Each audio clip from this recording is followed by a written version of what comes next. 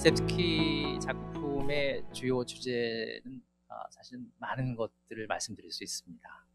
그러니까 도스토옙스키 그 작품은 기본적으로 아까 제가 데뷔작이라고 하는 가난한 사람도 있었고, 시베리아 유형을 다녀온 다음에 후기에 그 대표적인 4대 장편 소설이 있죠.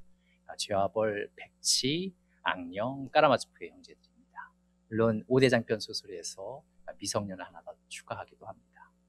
약간 이 작품들에서 주요 어떤 명제들 혹은 주요 어떤 주제들이 나타나게 되는데, 제가 정리하는 것을 잠시 말씀드려 보겠습니다. 첫 번째는 세계는 평범한 사람과 비범한 사람으로 나눌 수 있다. 그렇죠?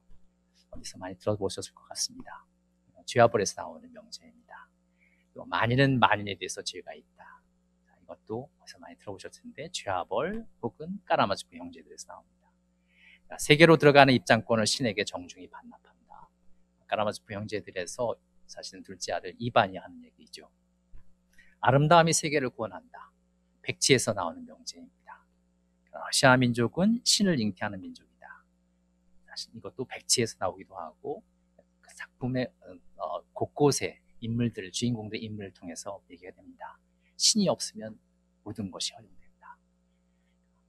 도스토옙스키 작품에서 등장하는 아주 주요한 어떤 명제들이라고 할 수 있습니다.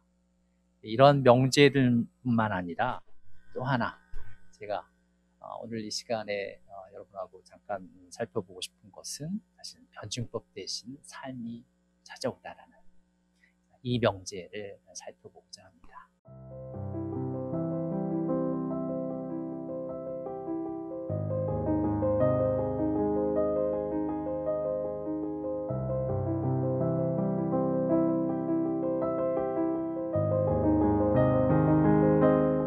첫 번째입니다. 첫 번째 인물, 자유지상주의자라고 할 수 있는 인물인데요. 소위 이를테면 지하생활자입니다.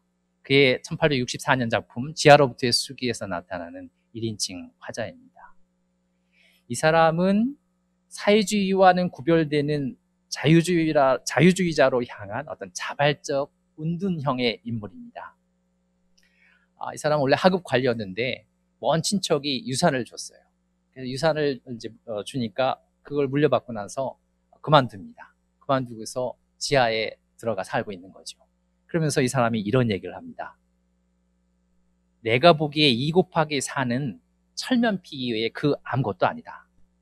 2 곱하기 2는 4는 양손을 옆구리에 대고 바닥에 침을 뱉으며 당신이 가는 길을 막아선다. 2 곱하기 2는 4의 훌륭함은 인정할 수 있다. 하지만 한마디 더 하자면 2 곱하기 2는 5도 때로는 애교가 있어 대화 상대로 나쁘지 않다. 이런 얘기를 합니다.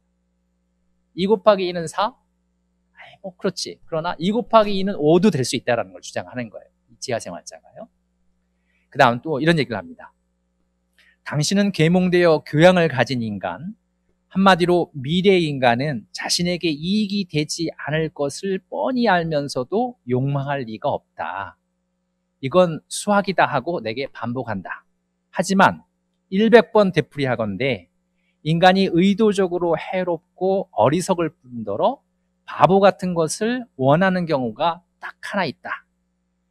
그것은 바로 어리석기 짝이 없는 것을 바랄 수 있고 오직 지혜로운 것만을 바랄 의무에 얽매이지 않을 권리를 확보하기 위함이다. 너희들이 얘기를 하는데 사람이 자신에게 이익이 되지 않는 것은 절대로 바라지 않는다, 욕망하지 않는다라고 얘기하는데 나는 그렇지 않다. 그렇지 않아서 이익이 안 돼도 원할 수 있다라는 거예요. 이 지하생활자가 이런 얘기를 하는 거죠. 그러니까 이 지하생활자의 이런 태도는요, 40년대 도스토옙스키 자신의 어떤 공상적 사회주의 내용이나 실현 가능성에 대한 비판이 아니에요. 다시 말씀드리면 지하생활자는 그렇게 얘기하는 거예요.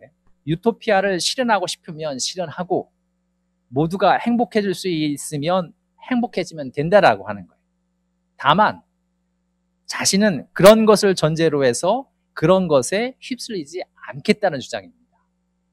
그러니까 사회주의자들이 가지고 있었던 그러한 수학적인 계산을 해내고 이득이 있고 그런 이성적인 활동에 의해서 사회가 운영되어지고 미래 사회가 그렇게 구축될 수 있다라고 주장하는 것, 그것에서 완전히 벗어난 새로운 인간 유형이 나온 거죠. 근데 이 사람 우리가 조심해야 될 거, 그거에 반대한다는 게 아니에요. 이 사람은 반대하는 게 아니라 좋아, 그걸 하고 싶으면 해라. 하지만 I don't care. 난 상관하지 않겠다는 거. 난 관심 없다는 겁니다. 그런 것에 휩쓸리지 않겠다는 거죠. 그러니까 똑똑해지지 않을 자유, 행복해지지 않을 자유를 주장하기 이르는 거예요. 그러니까 여기서 얘기하는 것은 이성의 토대 위에 인간 삶을 건설하는 것의 불가능성을 사실은 도스토옙스키가 한번 생각해 보라고 제시해 주는 거죠. 자, 이런 자유지상주의라고 할 수 있는 정말 자기의 어떤 개인적인 자유의 절대성을 주장하는 사람이 지하생활자였다면, 이번에는 지하에 머물던 이 지하생활자가 지상으로 올라왔습니다. 그 인물이 사실 누구냐면 라스콜니코프입니다. 그러니까 죄와벌에서의 주인공, 지하에서 지상으로 입법자로서의 나가 출연했는데 그게 바로 라스콜니코프인 거죠. 이 사람은 일종의 지하생활자의 변희영이라고 할 수 있습니다. 그런데 이 사람은 지하생활자와 마찬가지로 자기 개성을 주장하지만 동시에 조화의 시대의 도래를 기원하기도 합니다. 그러니까 자신의 열망의 충족을 추구하면서도 한면으로는 가난하고 착취당하는 이들을 연민하고 동정하고 그들을 도와서 새로운 세계를 건설하고자 하는 열망이 내재되어 있는 인물이라고 할 수 있습니다. 이 사람이 이제 여러분 읽어보시면 아시겠지만 초인실험을 하는 거죠. 어떤 얘기냐면 법을 위반하고도 자신이 범죄자임을 의식하지 않을 수 있는지 그것을 실현합니다. 알려나 노파를 죽이죠. 사실은 한 마리의 이와 같이 아무 백해무익하다고 생각하는 전당파 노파 알려나를 죽이게 되는데, 그것은 뭐예요? 그 다음에 내가 사실 그러한 법에서 금하고 있는 것을 내가 저지르고도 범하고 나서, 그러니까 범죄를 저지르고 나서도 내가 범죄자임을 의식하지 않을 수 있는지를 사실 자기 실험을 하는 거예요. 그러니까 인간은 두 부류의 어떤 평범한 사람과 비범한 사람으로 나눌 수 있는가, 이거를 일종의 실험해 본 거예요. 그러니까 그렇게 생각하는 거예요. 그러니까 역사상의 위대한 일을 저지른 사람, 위대한 업적을 쌓은 사람들, 나폴레옹과 같은 사람들, 이런 사람들은 수많은 사람들을 죽이고도 결코 범죄자로 취급되지 않는다는 거예요. 그러니까 세상에는 두 부류의 사람들이 있는 것이 아닌가, 자신이 그러한 인물인지 아닌지를 한번 테스트해보고 싶은 거죠. 그러니까 이 사람은 매우 개인주의자입니다. 그리고 이성적 에고이즘의 이론을 갖고 있는 사람인 거죠. 그리고 유용한 범죄 이론을 갖고 있어요. 유용한 범죄라는 무슨 얘기예요? 한 마리의 이와 같은 전당파 노파를 살해해서 그 노파가 가지고 있는 돈을 가난한 사람들에게 나눠주는 것이 훨씬 더 낫지 않느냐. 이게 뭐예요? 공리주의적 사고방식. 1860년대의 러시아 젊은이들 사이에서 이런 사고가 널리 퍼져 있었다는 거예요. 그러니까 그런데 라스콜니코프는요, 여러분 잘 생각을 해보시면, 작품을 잘 읽어보시면 어떤 세계의 불완전성, 세계의 어떤 비극적인 측면, 이런 비극을 날카롭게 지각하고 있는 인물이라고 할 수 있습니다. 그러니까 그는 살인을 주저하는 자신의 기질에 맞서서 자신이 나폴레옹과 같이 입법자로서 역사에 새로운 발을 내딛는 자인지를 실험하고 증명하고자 살인을 저지르게 되는 거죠. 그런데 사실은 도스토옙스키는 이 작품에서 어떻게 얘기를 하냐면, 강제된 선이라는 것, 그러니까 특히 피에 의해서 실현된 선이라는 것은 무시무시한 악이 된다는 겁니다. 이 주인공들은 되게 주변 사람들부터 되게 소외되어 있어요. 그래서 지하에, 다락방에, 구석에 처박혀 있는 사람들입니다. 그러니까 자신 안에 감금되어져 있는 사람들이죠. 이 고독 속에서 주인공들은 자신의 이념과 부동의 일체를 이루어요. 그래서 자유와 어떤 매우 예외적인 것들에 관해서 아주 환영과 같은, 망상과 같은 그런 인식을 사실 독자들한테 제공을 합니다. 어떤 의미에서 한 단계 높은 리얼리즘이라고 도스토옙스키가 자신의 어떤 자기술 경향성을 얘기를 하는데, 사실은 그는 혼의 리얼리스트라고 얘기를 하기도 하고요, 이런 측면을 사실 일컫는 거죠. 그래서 그런데 문제는 이러한 생각들이 사실은 작품 내에서는 답으로 명확하게 제시되어지지 않아요. 그러니까 도스토옙스키에게서 이런 질문들, 세상은 이렇게 구성되어 있지 않는가? 예를 들어서 세상은 평범한 사람과 비범한 사람으로 나눠 있지 않는가? 이런 질문을 던진 난 다음에 여기에 대한 명확한 답은 제시하지 않고 있습니다. 그러니까 도스토옙스키 창작의 주인공들의 질문은 항상 답이 없이 열려져 있다고 할 수 있습니다. 근데 작품에 또 하나의 목소리가 있어요. 그러니까 이러한 젊은이들, 1860년대, 80년대에 아주 분열되어져 있고 사실은 아주 혼돈 가운데 빠져 있는 이런 젊은이들의 목소리와 달리 아주 종교적이면서도 사실 어떻게 생각하면 매우 윤리적인, 그래서 도스토옙스키의 목소리를 대변하고자 하는, 또 변신론자였던 도스토옙스키의 목소리를 대변하고자 하는 주인공들이 또 하나 있습니다. 그 한 부류의 대표자가 바로 사실은 소냐입니다. 그러니까 라스콜니코프의 어떤 도덕적 갱생, 부활이라고 하는 것은 장녀인 소냐 마르멜라도바의 헌신적인 사랑에 의해서 이루어집니다. 그러니까 자기 희생의 어떤 기독교적 윤리의 담지자인 소냐가 작품의 또 다른 이념축을 형성하는 거죠. 그런데 이게 도스토옙스키 창작에서 굉장히 중요한, 그리고 도스토옙스키 창작을 오늘날 우리가 200주년이 되는 오늘날 기념하는 이유도 저는 여기 있다고 생각하는데, 그러니까 도스토옙스키 작품에는 이런 기독교적인 요소가 예술의 주요 부분을 차지하고 있음에도 불구하고 그의 작품은 최종적으로 기독교의 신념을 보여주는 것이 아니라 오히려 무신론과의 어떤 가장 외로운 싸움을, 무신론과의 그 싸움 자체를 그 정점으로 보여준다는, 그곳에 이 도스토옙스키 창작의 사실은 가장 중요한 핵심이 있다고 생각합니다.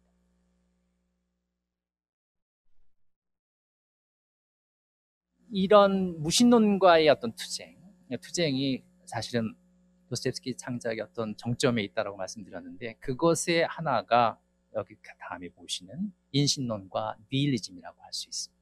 그러니까 이거는 어디에서 대표적으로 관찰될 수가 있냐면 앙령의 키릴로프라는 인물입니다.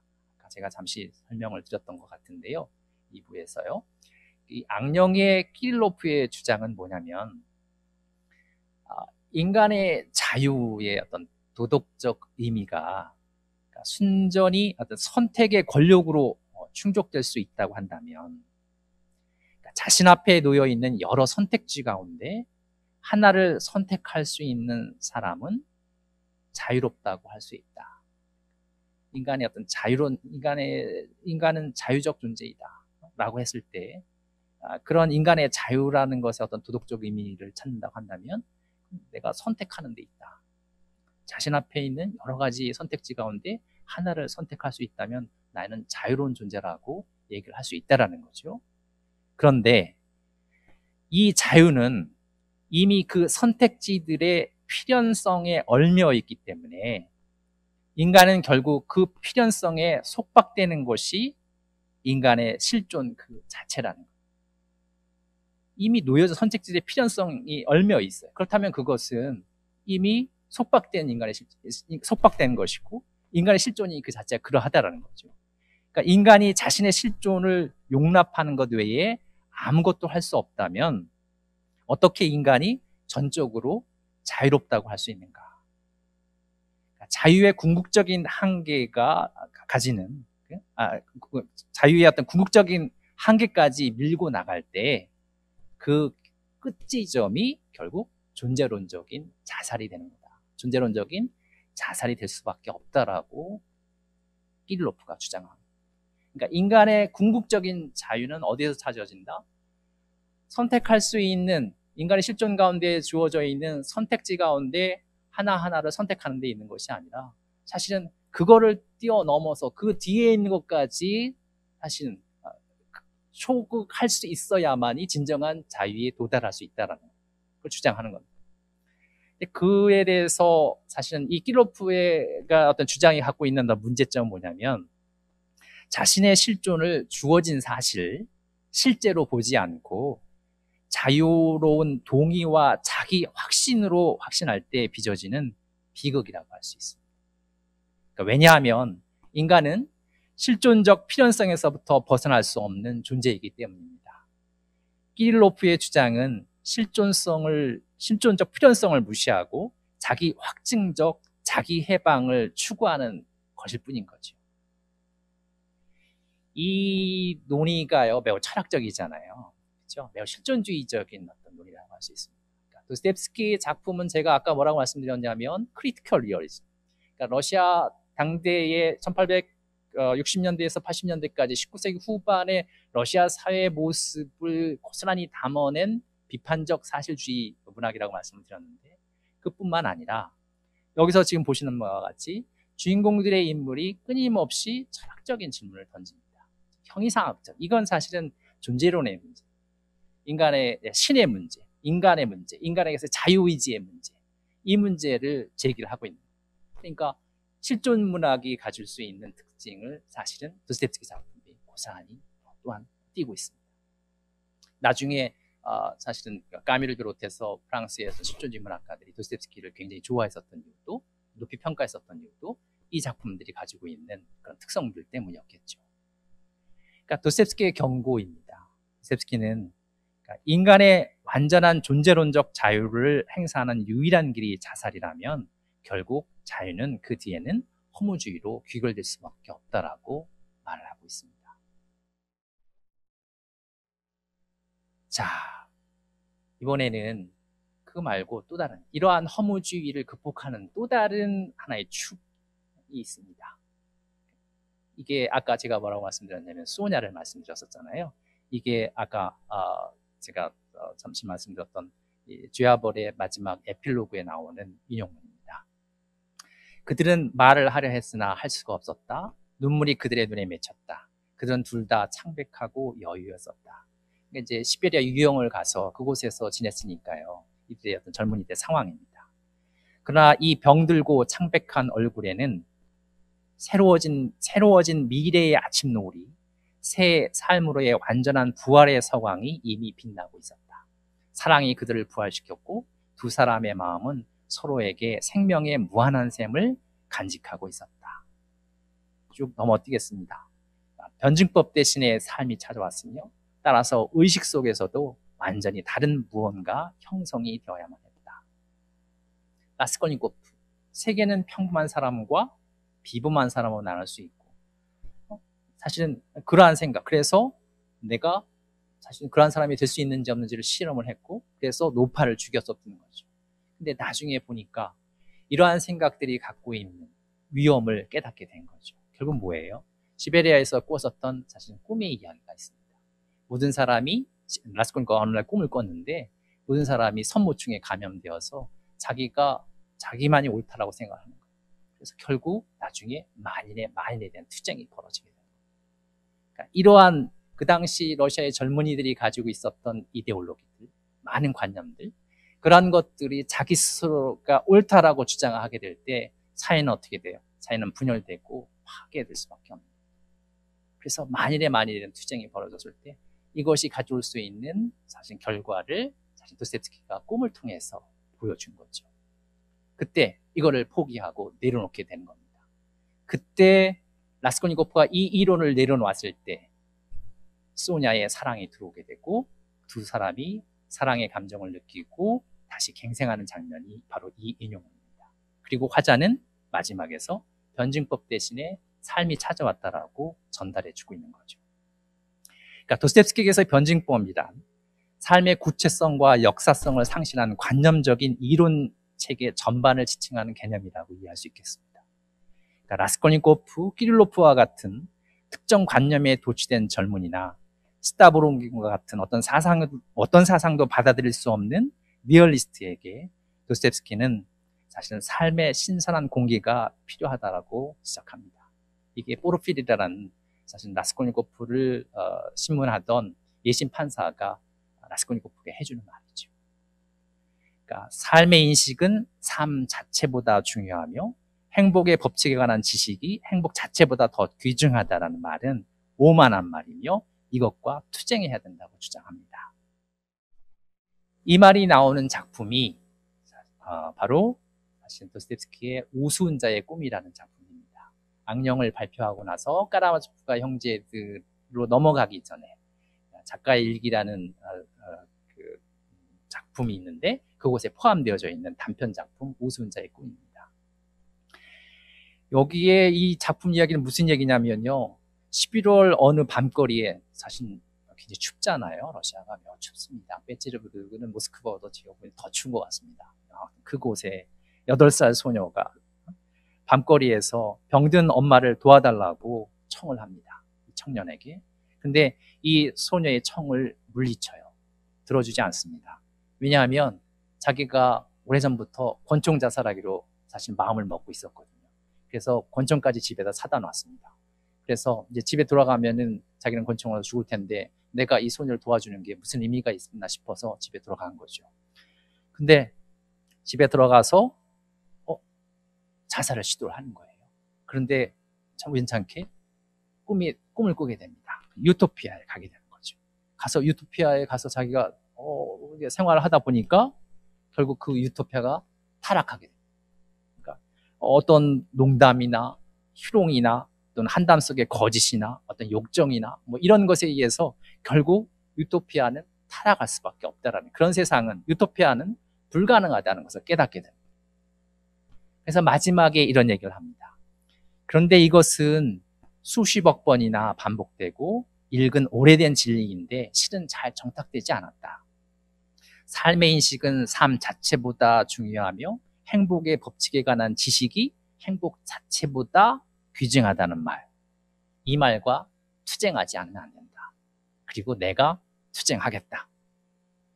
만약 세상 사람들이 모두 그렇게 생각만 할 수 있다면 모든 게 삽시간에 이루어질 수 있을 텐데 이런 얘기를 합니다. 그리고 나서 나는 그 어린 여자아이를 찾아냈다. 나는 떠나겠다. 이 사람, 그러니까 이 변증법이 문제가 있다라는 것을 이제 깨닫게 된 거죠. 그래서 새로운 세계를 찾아서 떠나겠다라고 얘기를 합니다. 그리고 또 하나, 이 여자아이가 마지막까지도 마음에 걸렸던 거죠. 이 여자아이가 그래서 여자아이를 찾았다라고 합니다. 이 아이의 테마가 그 다음 작품에서 나오게 됩니다. 그 작품이 바로 까라마조프 형제들입니다. 자, 여러분, 도스토옙스키의 마지막 대작이고요. 가장 대표작이라고 이제 평가되는 작품이기도 한데요.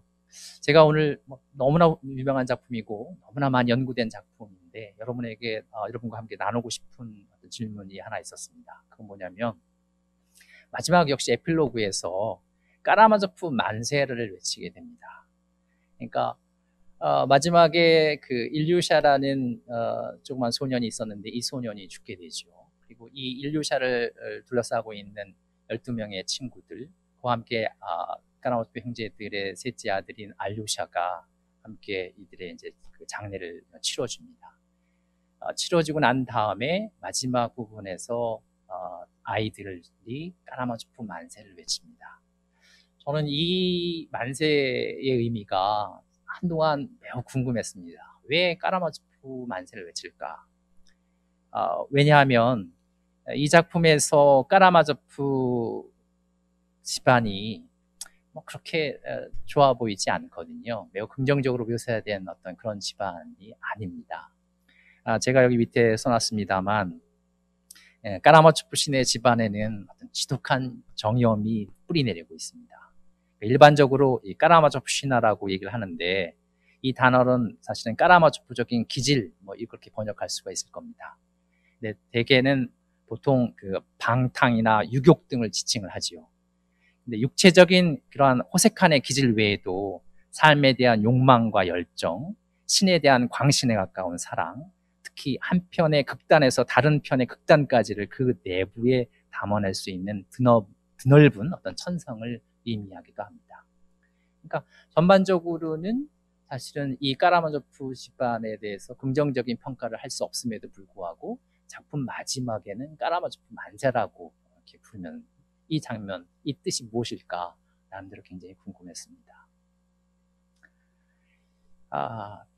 이 작품은요, 사실은 변신론자 도스토옙스키와 예술가 도스토옙스키 어떤 균열이 빚어내는 어떤 위대한 예술 작품이라고 할 수 있습니다. 그리고 이 작품은 결국 이율 배반으로 가득 찬 삶, 그리고 그 살아있는 삶에 바치는 송가라고 할 수 있는데요. 그 구성은 크게 봐서는 두 가지 정도의 축에 의해서 추동이 된다고 할 수 있습니다. 첫 번째는 아버지와 장남 사이의 어떤 공개적인 증오입니다. 아버지와 큰아들이 연적관계에 있어요. 그루샤니카라는 여인을 놓고 연적관계에 빠져 있고, 두 번째는 돈 문제가 있습니다.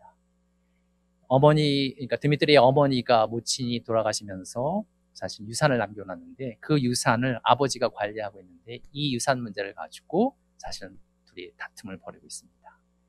이 연적관계와 금전관계가 어떤 예측불허의 어떤 비극적인 사건을 소설 내에서 만들어내고 있는 거죠. 근데 이것만 있는 것이 아니고요. 또 하나의 어떤 추동하는 어떤 축이 있는데 그게 뭐냐면 러시아의 젊은 세대, 그리고 러시아의 과거, 현재, 미래에 대한 도스토옙스키의 사유가 자리하고 있는 작품입니다.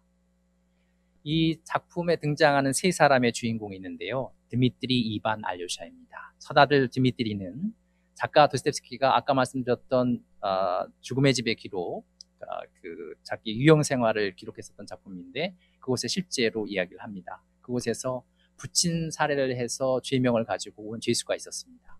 그 죄수를 모티프로 해서 구성한 작품, 그 주인공이 바로 이 드미트리입니다. 근데 이 사람은 통제 불가능한 어떤 의미에서 고통스러운 정열에 휩싸여 있는 인물이고요.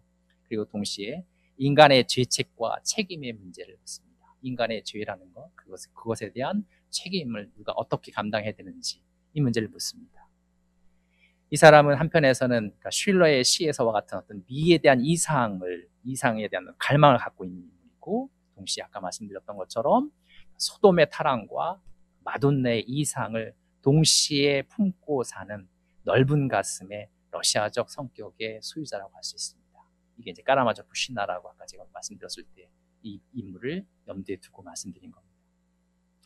근데 또한 이 사람은 결국 자기가 아버지를 죽이지 않았죠. 근데 저지르지 않은 범죄로 체포되는 순간에도 타자의 고난에 대해서 생각하는 인물이고, 그래서 아이가 왜 울지라고 묻기도 합니다. 자, 두 번째 인물인 두 번째 차남인 이반이 있습니다. 이 사람은 강한 이성의 소유자이고 학자이자 철학자이죠. 모두 다 20대 젊은이들입니다. 그러니까 이반은 인간 존재의 어떤 화해 불가능한 문제에 대해서 집중을 하고 있습니다. 그리고 뭔가 끊임없이 해결해야 될 이 세상에 가지고 있는 어떤 부조리의 문제, 이 문제를 사실 문제 제기를 합니다. 작품의 어떤 직접적인 연관이 없지만 이 소설에서의 정점을 이루고 있는 이념적인 정점이라고 할 수 있는 사실은 대신문관 파트를 기술한 사람이 이 둘째 아들 이번입니다. 서사시죠. 이 작품은 사실은 대신문관이라는 이 작품은 선술집에서 동생과 대화를 나눕니다. 그 질문은 결국 신, 불멸, 이런 신은 존재하는가, 불문이라는 것은 존재하는가, 이런 영혼의 질문을 질문하죠. 흥미롭죠? 선술집에서 이런 대화를 나누고 있다는 겁니다. 근데 이런 영혼의 질문은요, 이런 젊은이들만 문제 제기하는 것이 아니라 한면에서는 신앙이 없는 이들에게는, 그러니까 사회주의, 무정부주의, 이걸 통해서 새로운 차원의 인류의 개조에 관해서 논의하는 거죠. 이것도 일종의 영혼의 질문이라고 할 수 있겠습니다. 그러니까 러시아의 젊은이들은 다 이런 문제에 다 관심을 가지고 있었다라는 거예요. 이반은 무신론자라고 자기가 얘기를 합니다. 그러나 엄밀히 따져보면 이반은 무신론자가 아니라 사실은 반신론자입니다. 왜냐하면 이 사람이 무신론자라고 얘기했을 때 질문하는 건 이겁니다. 아무 죄 없는 아이들의 고통에 대해서 어떻게 답을 할 것인가. 예를 들면 시베리아에서 어느 장군 댁에 개들이 있었는데 한 개가 다리를 절룩거리고 있더라. 왜 그러냐 물어보니까 아랫집 마을에 이반이라는 소년이 돌팔매질을 해서 개가 다리를 다쳐서 절뚝거린다. 아이를 잡아들이게 하죠. 그래서 광에 가두고 밤새도록 떨게 만듭니다. 그리고 새벽녘에 옷을 벗겨서 눈이 쌓여있는 들판에다가 아이를 내어놓습니다. 그리고 사냥개들이 쫓게 합니다. 그래서 소년이 개에 물려서 죽습니다. 그것도 어머니가 지켜보는 앞에서. 이반이 묻습니다. 도대체 이 아이의 고통에 대해서 누가 책임을 져야 되는 거예요? 알류샤한테, 유신론자인 알류샤한테 수도 견습사인 알류샤에게 묻습니다. 신이 있다면 도대체 이 아이의 고통을 어떻게 설명할 수 있겠냐는. 조화로운 세계가 앞으로 다가온다 할지라도, 미래의 세계가 그런 세계가 온다 할지라도 나는 그 세계를 인정할 수 없다는 겁니다. 그래서 나는 신이 창조한 그 세계로 들어가는 입장권을 정중하게 반납하겠다는 거예요. 그런 의미에서 이반은 무신론자가 아니라 사실은 반신론자인 거죠. 자, 이 테마에 이어서, 그러니까 이게 아이들의 테마잖아요. 이런 테마가 도스토옙스키 작품에서 계속 이어집니다. 그리고 이 작품에서도 역시 꼴랴 크라소토키가 그 친구들을 통해서, 아까 말씀드린 일류샤의 친구들인데요, 이 사람을 통해서 계속 이 테마가 이어지고 있습니다. 그리고 악속에 놓인 세계에 대한 질책과 연관해서 이반이 계속해서 묻습니다. 그리고 미래에 대한 어떤 희망, 이걸 아이 테마에 대해서 계속 연관시키고 있죠. 세 번째, 셋째 아들은 알류샤입니다. 견습 수도사이고, 그러니까 조시마 장로의 총애를 받는 인물인데 아주 유순한 인물로 등장하죠. 모든 이들의 어떤 화해를 위해서 애를 쓰고 있고, 이 작품에서 초기의 작품의 주인공으로 소개를 하는데 결국은 이 작품이 도스토옙스키의 미완성 작품입니다. 도스토옙스키의 수도원에서 나간 다음의 삶을 그리려고 했습니다만 작가의 죽음으로 인해서 쓸 수가 없었던 거죠. 이 작품 까라마조프 형제들은 사실 이 작품을 쓰고 난 다음에 도스토옙스키가 러시아의 어떤 정신적인 스승으로, 사상의 지배자로 평가받는 계기가 되는 그런 작품이 됩니다. 자, 왜 그럴까? 왜 이 사람을 러시아의 정신적인 스승으로 평가하게 됐을까? 여러 가지 평가가 가능할 겁니다. 이유를 들 수가 있겠죠. 근데 제가 보기에 이 부분도 연관이 있다고 생각이 됩니다. 작품의 맨 마지막 부분입니다. 에필로그에서 아까 제가 말씀드렸었던 일류샤가 죽고 난 다음에 알류샤와 그 친구들, 그러니까 일류샤의 친구 12명이 모인 장면입니다. 소년들이 알류샤 까라마조프를 에워싸고 있습니다. 기대에 찬 긴장된 시선을 그에게 집중시켰다. 그러자 알류샤가 연설을 하죠. 여러분, 여기 일류샤의 바위돌 옆에서 우리 함께 약속합시다. 첫째는 일류샤의 치가를, 둘째는 우리 서로를 잊지 말기로 말입니다. 이 소년을 평생도록 기억합시다. 이런 얘기를 합니다. 그러면서 비록 우리가 아무리 중요한 일에 종사하게 될지라도, 아무리 높은 지위에 오를지라도, 아무리 커다란 불행에 빠질지라도, 아무튼 우리가 전에 여기서 훌륭하고 선량한 감정으로 모두 함께 하나 되어 이 가엾은 소년을 사랑하는 동안 얼마나 행복했고, 또 그렇게 사랑하는 동안 어쩌면 실제로 우리 자신보다 더 훌륭한 사람이 될 수 있었다는 것을 절대 잊지 맙시다. 그런 추억을 많이 가지고 삶 속으로 들어간다면 그 사람은 평생토록 구원받은 셈이랍니다. 그런데 이제 평생토록 항상 기억하게 될, 그리고 기억하고자 하는 이 선량하고 훌륭한 감정 속에서 우리를 결합시켜준 사람이 누구인가요? 라고 이제 얘기를 하죠. 그러니까 그러면서 저 아까 말씀드렸었던 보죠. 알류샤가 웃었다. 자, 갑시다. 이제 이렇게 손에 손을 잡고 가는 겁니다. 라고 하니까 영원히 이렇게 평생토록 손을 잡고 까라마조프 만세 라고 하면서 꼴랴가 환희에 넘쳐 소리를 지르게 되는 거죠. 이 이야기는 사실은 가족, 이 새로운 형태의 공동체가 출현하는 겁니다. 그러니까 까라마초프 형제가 가지고 있었던 이런 문제점들, 그래서 부친 사례가 모티브로 하는 이 소설에서 사실은 혈연에 의한 공동체가 아니라 스스로가 서로 연대해서 서로가 서로를 돌보고 사실은 관심하고 했었던 어떤 사랑의 이웃 공동체, 이런 공동체가 사실은 탄생하게 되는 거예요. 그러니까 제가 아까 처음에 말씀드렸었던 왜 까라마조프 만세라고 했을까? 이 부분은 사실은 작가의 새로운 비전, 러시아 사회가 어떻게 돼야 될지, 서로가 서로를 용납하고 서로가 서로를 용서하고 그래서 자기 자신을 주장하는 것이 아니라 옆에 있는 이웃과 함께 더불어서 살아가는 그런 공동체를 만들고자 하는 작가의 염원의 어떤 반영이라고 할 수 있겠습니다. 자, 마지막 부분입니다. 이 주제는요, 도스토옙스키의 사실은 마지막 공식 활동과 연관되어 있습니다. 처음에 제가 말씀드렸었던 것 같은데요. 푸시킨 동상 제막식에 작가가 세상을 떠나기 6개월 전에 있었던 사건이었는데, 푸시킨의 동상 제막식이 모스크바에서 있었고, 이 제막식에 도스토옙스키가 연설을 했습니다.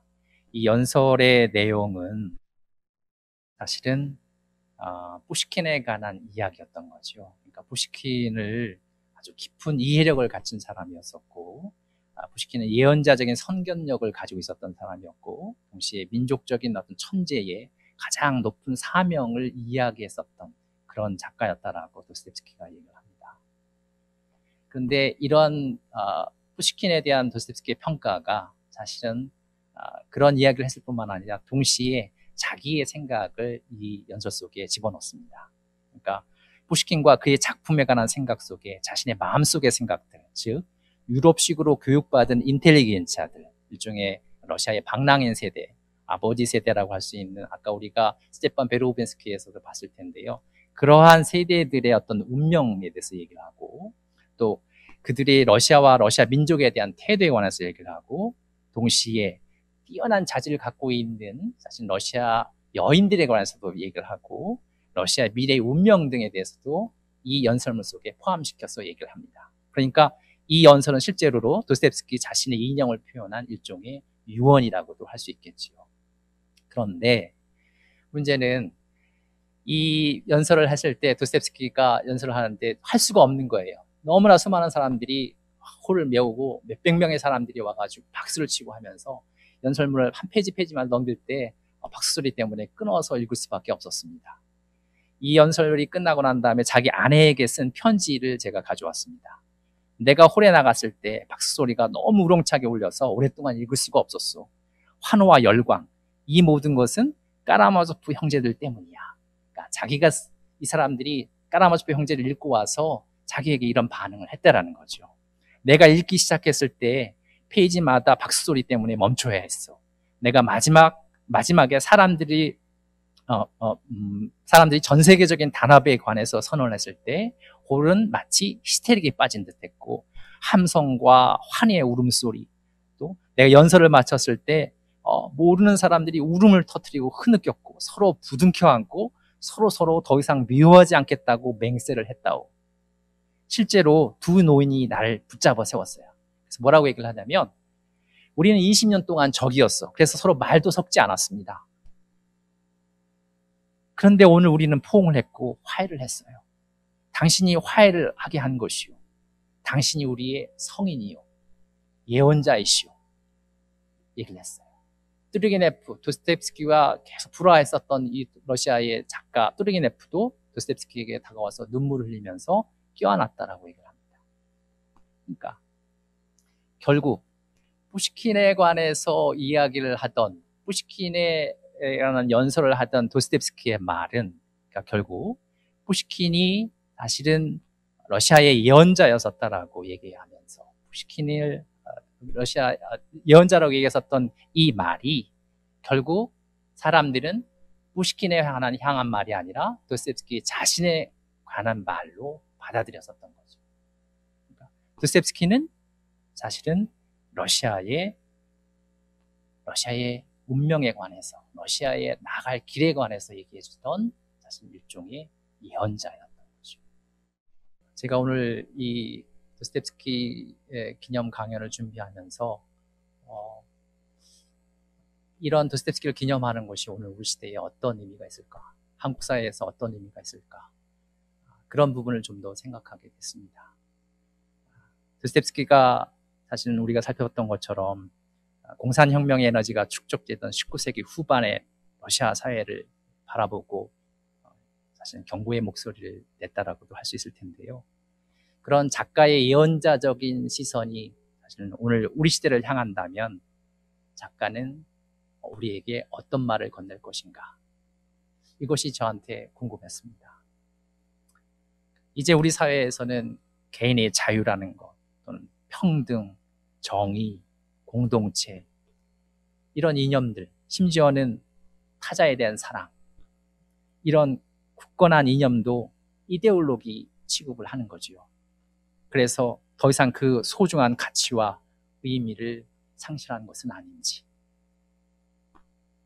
무엇보다 인간 사이에 증가하는 혐오, 옆에 있는 사람을 미워하죠. 그렇죠? 이런 혐오감이 사실은 증가하고 있는 것 같은데, 이에 대한 해결이 시급한 것 같은데, 타자 철학은 여전히 그 해결책을 찾지 못하고 있고, 근데 또 역설적으로는 가만히 생각해 보면 이러한 그 범위는, 타자 철학의 범위는 인간을 넘어서 다른 종에게까지, 애완견에 관해서, 그렇죠? 애완견, 애완묘, 고양이, 다른 종에까지 사실은 확대가 되고 있습니다. 더 나아가서는 사이보그까지 확장이 되고 있어요. 이걸 어떻게 이해할 수 있겠습니까? 도스토옙스키 탄생 200주년을 맞는 오늘, 우리는 여전히 자체로 고립되어 있고 개발화되어서 결국 원자화와 파편화를 직면하는 어떤 의미에서 존재의 질병의 시대를 통과하고 있는 것이 아닌가 생각이 됩니다.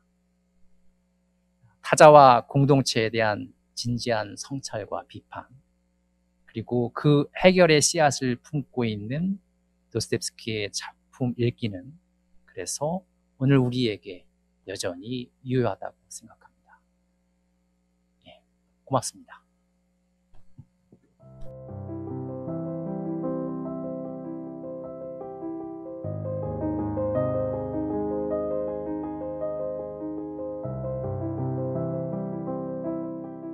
사회주의와 가톨릭에 대한 비판은 사실은 백치보다는 제 생각에 까라마조프